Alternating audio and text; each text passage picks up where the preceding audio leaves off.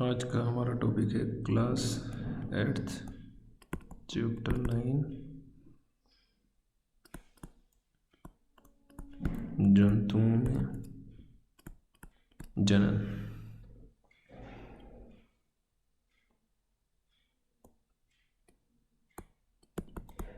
आज देखेंगे निषेचन, युग्मनज निर्माण, भ्रूण निर्माण,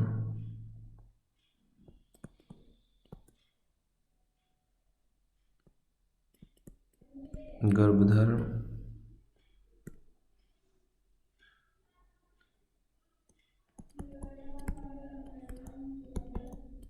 बाह्य निषेचन, अंतःनिषेचन,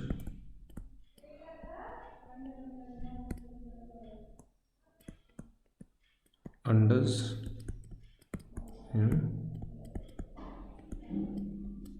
जुराइज प्राणी।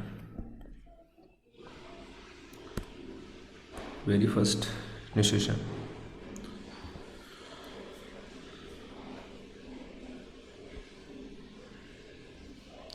नर एवं मादा युग्मक के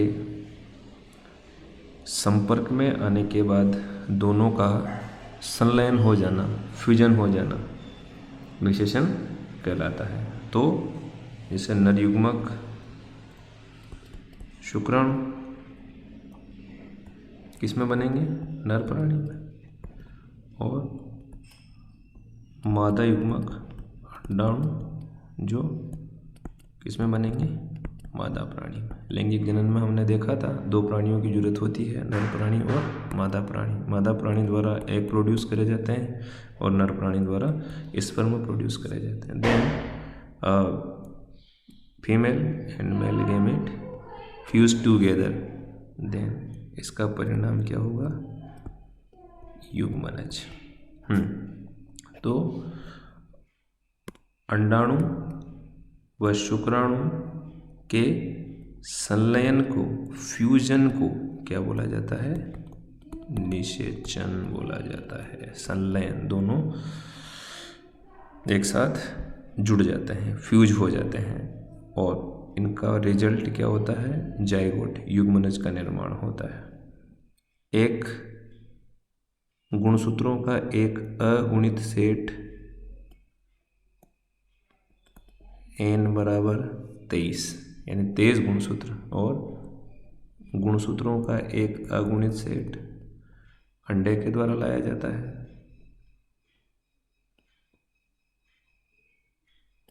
और दोनों मिलकर एक द्विगुणित कोशिका बनाते हैं जिसका नाम है युग्मनज। इसमें गुणसूत्रों की संख्या कितनी हो जाती है? 46 हो जाती है। तो या इसको ऐसे भी ले सकते हैं, 23 जोड़ी। जैसे यहाँ देखें आप, ये एक क्रोमोसोम, 2 क्रोमोसोम, 3 क्रोमोसोम, इस प्रकार हमें इसमें कितने? 23 देखने को मिलेंगे। इसी प्रकार इसमें देखें आप, 1 2 3 और 23। मान लिया जाए ये शुक्राणु, स्पर्म, और ये अंडाणु, और जब ये दोनों एक साथ फ्यूज होंगे तो हमें ऐसा सीन देखने को मिलेगा। देखो आप, ये क्रोमोसोम किसमें हो गए? जोड़ी।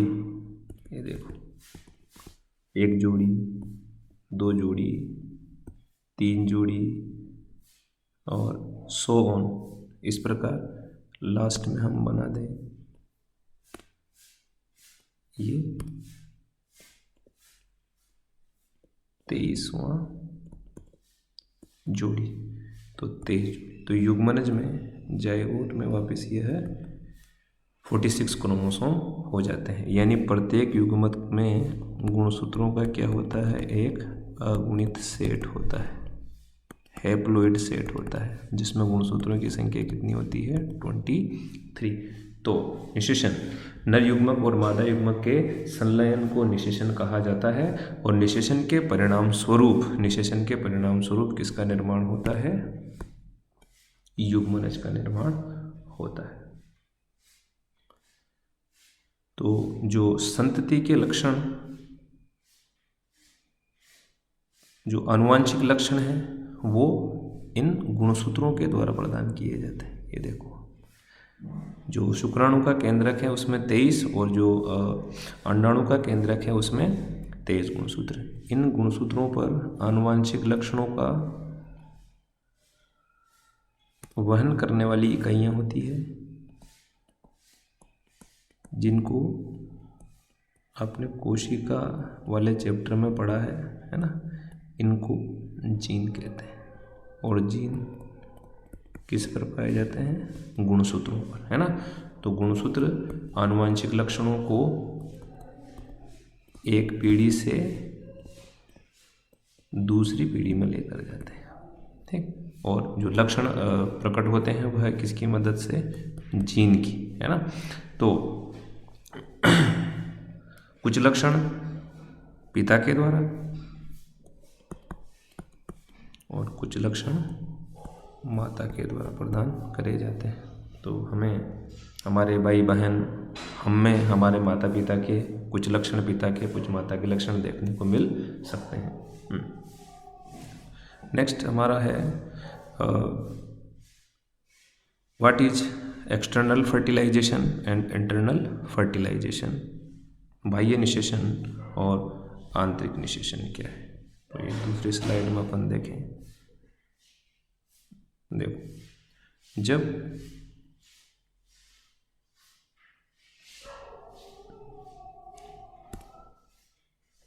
ये बरसात के सीजन में जो मेंढक हैं उनके अंदर हमें जनन देखने को मिलता है। तो बरसात के सीजन में ही मेंढकों में जनन देखने को क्यों मिलता है? क्योंकि इसके जो लार्वा होते हैं वह जलीय होते हैं, वह गिल्के या क्लोम के द्वारा श्वसन करते हैं। तो एक्सटर्नल फर्टिलाइजेशन, बाह्य निषेचन, यानी निषेचन कहाँ हो रहा है? आउटसाइड ऑफ द बॉडी, यानी शरीर के बाहर, ठीक। तो इसमें जो फीमेल है मादा मेंढक, ठीक है, और ये नर मेंढक, ये बरसात के मौसम में एक दूसरे को पास आते हैं एक दूसरे के, और इस प्रकार आलिंगन करके मैथुन क्रिया संपन्न करते हैं। बट इसमें जो मादा है उसके द्वारा जो एग हैं, अंडे हैं, वह देखो आप यहाँ, ये अंडे रेड कलर दे देते हैं इनको, यह एक झुंड के रूप में, है ना, एक जाल बनाकर श्लेष्मा का, और उसके अंदर यह अंडे उत्सर्जित कर दिए जाते हैं तो फीमेल बॉडी के बाहर। उसी समय जो नर है उसके द्वारा भी शुक्राणु कहाँ पर? पानी में छोड़ दिए जाते हैं, पानी में छोड़ दिए जाते हैं। तो अब जो अंडाणु और शुक्राणु है इनका मिलन कहाँ हो रहा है? आउटसाइड ऑफ द बॉडी, यानी मादा शरीर के बाहर मिलकर क्या बन रहा है? यहाँ पर युग्मनज बन रहा है। तो ऐसे निषेचन को क्या बोलेंगे अपन? बाह्य निषेचन, जिसमें अंडाणु व शुक्राणु का संलयन मादा के शरीर के बाहर होता है, बाह्य निषेचन कहलाता है। जैसे इसका उदाहरण देखा अपन ने, मेंढक, फ्रॉग। दूसरा देखो, ये यहाँ पर एक मछली है जिसका नाम है साल्मन फिश। साल्मन फिश तो प्रजनन ऋतु में ये देखो मादा के द्वारा यह अंडों का एक जाल बाहर छोड़ दिया गया है। उसी समय जो नर है उस नर के द्वारा ये देखो आप शुक्राणुओं का जाल भी बाहर छोड़ दिया गया है, और फिर शुक्राणु पानी में तैरते हुए, ये देखो आप, ये शुक्राणु पानी में तैरते हुए और फिर यह अंडे से संपर्क में आते हैं। तो इस केस में भी अंडाणु और शुक्राणु का जो संयोजन है वह मादा शरीर के बाहर, इसलिए दैट इज बाह्य निषेचन, है ना।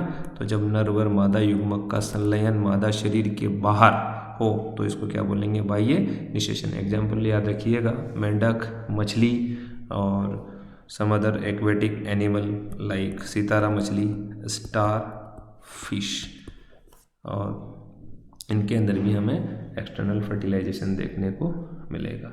नाउ इंटरनल फर्टिलाइजेशन, जैसे इस स्लाइड में आप यहाँ पर देख पा रहे हैं कि जो नर प्राणी है मुर्गा, मादा प्राणी मुर्गी, इसमें जो नर के द्वारा है, ये देखो आप, नर में हमें प्राथमिक जनन अंग वर्षण और इनमें बन रहे हैं शुक्राणु, और शुक्राणुओं को स्पर्म ट्यूब्यूल, शुक्र नलिका, तो ये देखो, और ओवेरी, मादा में क्या रहेंगे अंग, अंडाशय, और ये ओवेरियन ट्यूब, अंडवाही नलिका। तो ये यहाँ से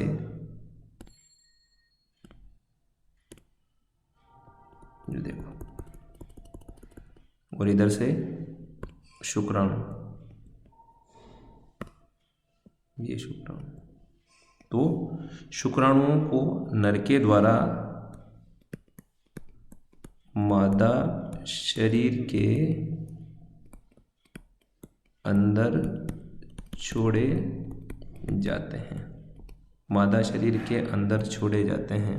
इट मीन्स मादा शरीर के अंदर, तो जैसे मान लिया जाए ये एग है और इधर से ये शुक्राणु है, तो अब इन अंडाणु और शुक्राणु का फ्यूजन कहाँ होगा, मादा शरीर के अंदर, तो इसको बोला जाएगा आंतरिक निषेचन। तो सिंपल डेफिनेशन याद रखेंगे, जब अंडाणु और शुक्राणु का संलयन मादा शरीर के अंदर हो तो इसको बोलेंगे आंतरिक निषेचन, है ना। जैसे इसके एग्जाम्पल हो गए मानव, गाय, कुत्ते, पक्षी, है ना, etc। इनके अंदर बहुत सारे प्राणी, बिल्ली, गाय, कुत्ता, भैंस, है ना, सूअर, सभी के अंदर हमें क्या देखने को मिलेगा, इंटरनल फर्टिलाइजेशन हमें देखने को मिलेगा। तो यह था हमारा बाह्य निषेचन और आंतरिक निषेचन। इन ह्यूमन आफ्टर फर्टिलाइजेशन, युग्मनज बनने के बाद जो भ्रूण का विकास है और भ्रूण बनने के बाद में इसका किस प्रकार रोपण होता है, तो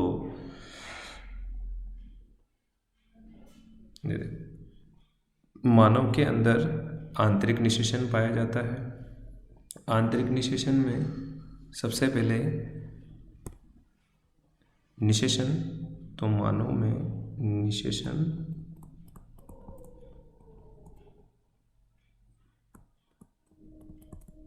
आंतरिक होता है। मानव में क्या पाया जाता है, आंतरिक निषेचन। जैसे इस स्लाइड को अपन थोड़ा और ये देखो,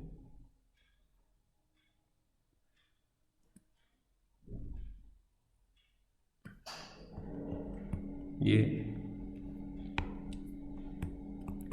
योनि और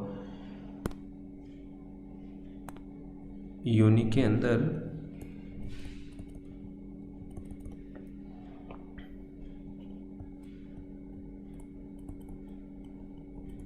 तो इसमें शुक्राणु को मादा की योनि के अंदर छोड़ा जाता है। तो यहाँ से शुक्राणु देखो, ये गर्भाशय को पार करते हुए फैलोपियन नलिका में पहुँचते हैं। ये देखो, ये यहाँ आ गए शुक्राणु। और अब ओवेरी से ये देखो अंडे बनने का प्रक्रम, ये एग बन रहा है, और ये यहाँ पर ओव्यूलेशन मतलब अंडोत्सर्ग, अंडाशय से अंडे का बाहर आना क्या कहलाता है? अंडोत्सर्ग कहलाता है। अब अंडा यहाँ से आ गया आपका अंडवाहिनी, और ये अंडाणु और शुक्राणु का संलयन, इसी घटना को अपन ने क्या बोला? निषेचन। निषेचन के बाद निषेचन का परिणाम क्या है?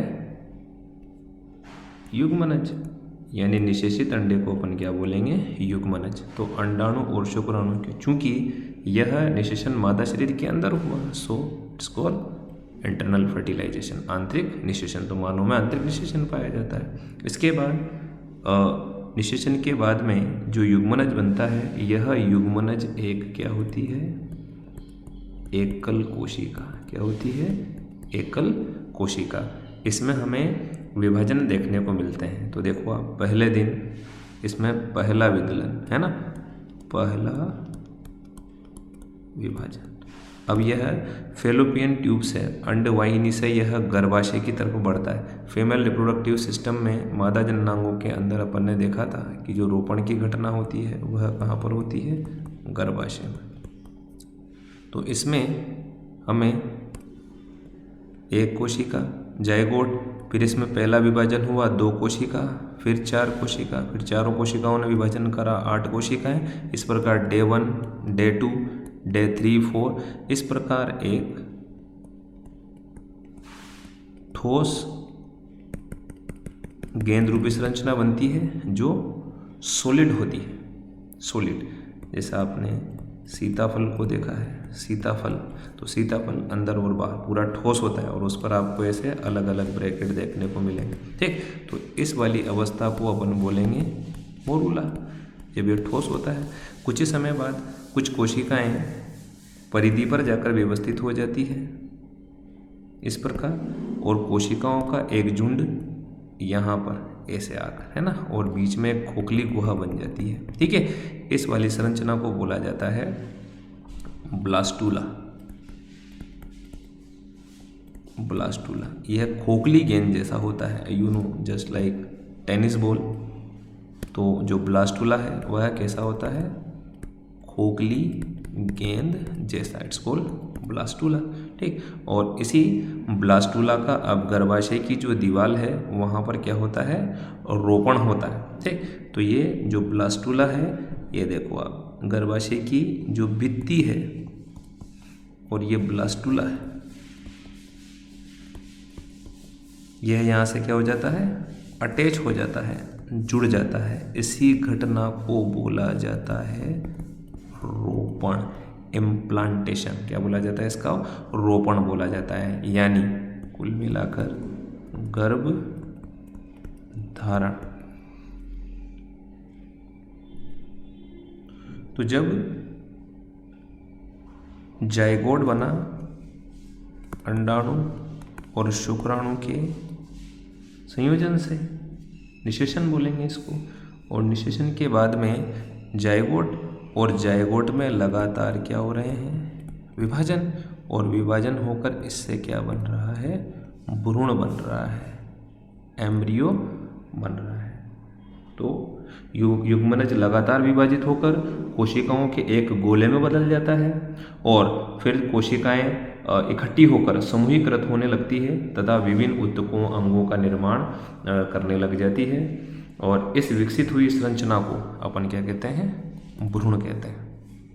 लेकिन अभी अंग हमें स्पष्ट बाहर से दिखने नहीं लगे, लेकिन भविष्य फिक्स हो गया कि किससे कौन सा अंग बनना है, तो ये लगभग सारा फिक्स हो जाता है। तो इस विकसित हुई संरचना को अपन क्या कहते हैं? भ्रूण कहते हैं, और यह गर्भाशय की दीवार में जाकर जुड़ जाता है या रोपित हो जाता है। तो इसको अपन गर्भधारण बोलते हैं। अब जो गर्भाशय है उसमें भ्रूण का निरंतर विकास होता रहता है, और उसमें धीरे धीरे विभिन्न शारीरिक अंग जैसे हाथ, पैर, आँखें इत्यादि विकसित होने लगती है, और जो भ्रूण है उसकी ऐसी अवस्थाएं जिसमें सभी शारीरिक भागों की क्या करी जा सके, पहचान करी जा सके, तो उस अवस्था में अपन इसको बोल देते हैं गर्भ। क्या बोल देते हैं?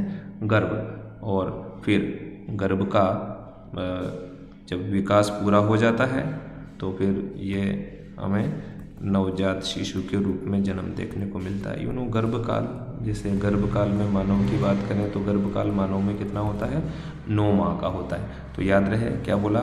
अंडाणु और शुक्राणु का मिलना क्या कहलाता है? इट्स कॉल्ड निषेचन। निषेचन का रिजल्ट क्या है? युग्मनज। और युग्मनज में लगातार विभाजन होकर कोशिकाओं का एक गोला बनता है। कोशिकाओं का एक गोला, ठीक है, जिसको अपन ने मोरूला, ब्लास्टूला, और इसमें लगभग सभी उत्तक अंगों का परिवर्तन हो जाता है और फिर इससे जनन स्तर बनते हैं और जनन स्तर बनकर यह आगे गर्भ में बदल जाता है। गर्भ किसको कहेंगे? जिसमें सभी शारीरिक भागों की पहचान करे जा सके कि यहाँ आँख है, हाथ है, मुंह है, नाक, उस अवस्था को गर्भ बोलेंगे। ठीक है, तो ये 10 से 12 सप्ताह पहले वाली अवस्था, और उसके बाद में इसको फिटस, गर्भ बोल दिया जाता है। और फिर गर्भ का गर्भाशय में विकास होता है, इस को गर्भकाल, जैसे मानव में 9 माह का गर्भकाल होता है। और उसके पश्चात नवजात शिशु, है ना, कौन सी क्रिया द्वारा? प्रसव के द्वारा नवजात शिशु का जन्म होता है। जैसे यहाँ देखें आप, ये अंडा, और जब इससे शुक्राणु, तो ये देखो निषेचन, और ये बन के जाएगा, ये मादा केंद्रक और ये नर केंद्रक, और अब ये दोनों मिलकर एक केंद्रक बन जाते हैं। और गुणसूत्रों की संख्या प्रत्येक कोशिका में अब 46, और अब जितनी भी कोशिकाएं बनेगी सभी में गुणसूत्रों की संख्या 46 ही रहेगी, 46 है ना। तो ये 2 कोशिकाएं विभाजन करेगी 4 के बाद 8 कोशिकाएं 16 कोशिकाएं 32। इस प्रकार ठोस गेंद रूपी संरचना बनेगी। इसको क्या बोला जाएगा? मोरूला, या इसको बोलेंगे तूतक। ठीक है, और फिर देखो आप, कुछ कोशिकाएं यहाँ आकर ये इकट्ठी हो गई, कुछ कोशिकाएं परिधि पर चली गई। इस संरचना को बोलेंगे अपन ब्लास्टोसिस्ट, है ना, कोरक पुटी, है ना, कोरक पुटी, ब्लास्टूला। और ये देखो आप, खोखला स्थान, और ये कोशिकाएं परिधि पर आकर व्यवस्थित हो गई कुछ, और कुछ यहाँ झुंड के रूप में। इन्हीं जो ये इनर सेल है, आंतरिक कोशिकाएं, इन्हीं से किसका विकास होगा? भ्रूण का विकास यहाँ पर होता है। और फिर जो भ्रूण है, ये देखो गर्भ में बदलता है।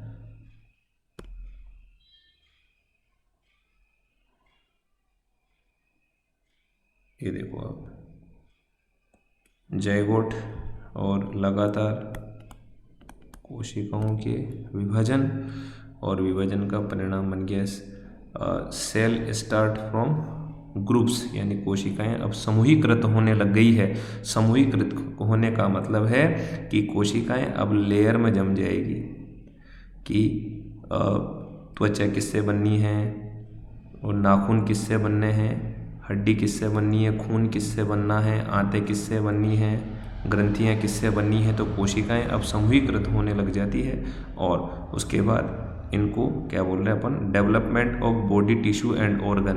बॉडी टिश्यू, शरीर के ऊतक और अंगों का परिवर्तन, इस संरचना को अपन बोलेंगे एम्ब्रियो। और यह मल्टी सेल्यूलर, बहुत सारी कोशिकाओं का झुंड होता है। और फिर इसके बाद जब इसमें एम्ब्रियो, भ्रूण का आगे रोपण होकर परिवर्तन होना स्टार्ट होता है, तो उसमें देखो हमने कहा था आँखें, सर कहाँ है, कान, हाथ, पैर, इसको अपन बोल देंगे गर्भ, फिटस। और फिर इसका बाद में क्या होगा? बर्थ, जन्म, जिसको अपन बोल रहे हैं नवजात शिशु।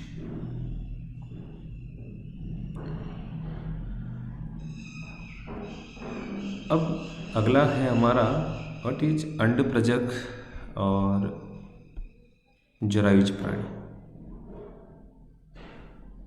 अंडज और जरायुज प्राणी, तो जो ऐसे प्राणी जो पूर्ण विकसित बच्चे को जन्म देते हैं वह, ये देखो, जैसे वे जंतु जो अंडे देते हैं, जैसे देखो आप, ये मुर्गी और ये अंडे देती है, अंडज। मगरमच्छ ये भी अंडे देता है, अंडज। और ये ऑस्ट्रिच है, शुतुरमुर्ग, ये भी अंडे देता है। तो वे प्राणी, वे जंतु जो अंडे देते हैं, लेकिन याद रहे इनमें निषेचन क्या है? निषेचन आंतरिक है। और भ्रूण का जो विकास है वह मादा शरीर के बाहर कहाँ हो रहा है? अंडों में। इनमें कठोर जो भ्रूण है वह किसमें सुरक्षित रहता है? देखो,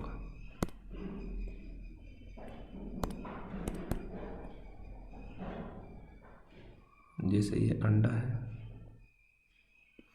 इसके चारों तरफ कठोर कैल्शियम कार्बोनेट का आवरण हमें देखने को मिलता है।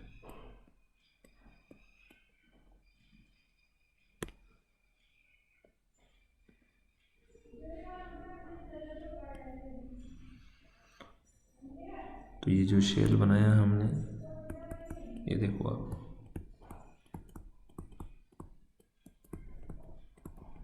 कैल्शियम कार्बोनेट का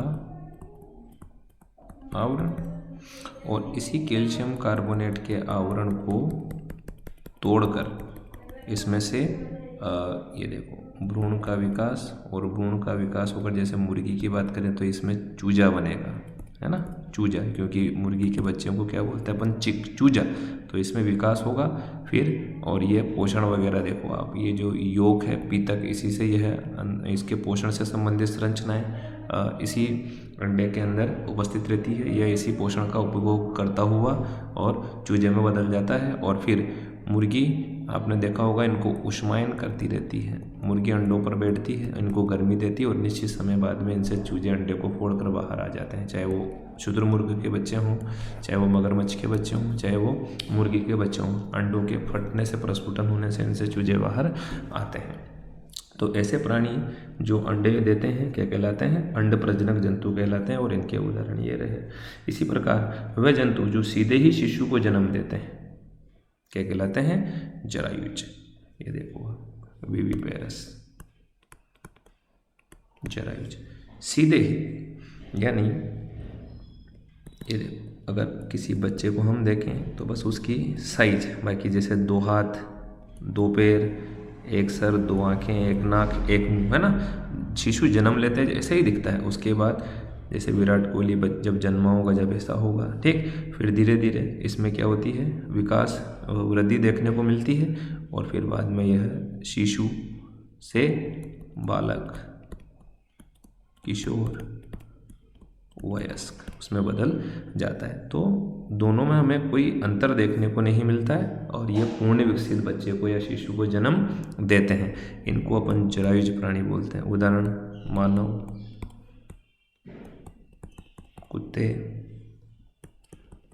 गाय, ये सब क्या है? जरायुज प्राणी है। तो ये आज के हमारे जो टॉपिक हैं कक्षा 8 के, निषेचन क्या है, युग्मनज क्या है, भ्रूण क्या है, गर्भधारण क्या है, बाह्य निषेचन, अंतः निषेचन, अंडज और जरायुज प्राणी। तो ये वीडियो आपके लिए उपयोगी रहेगा, ऐसी मैं आशा करता हूँ। धन्यवाद।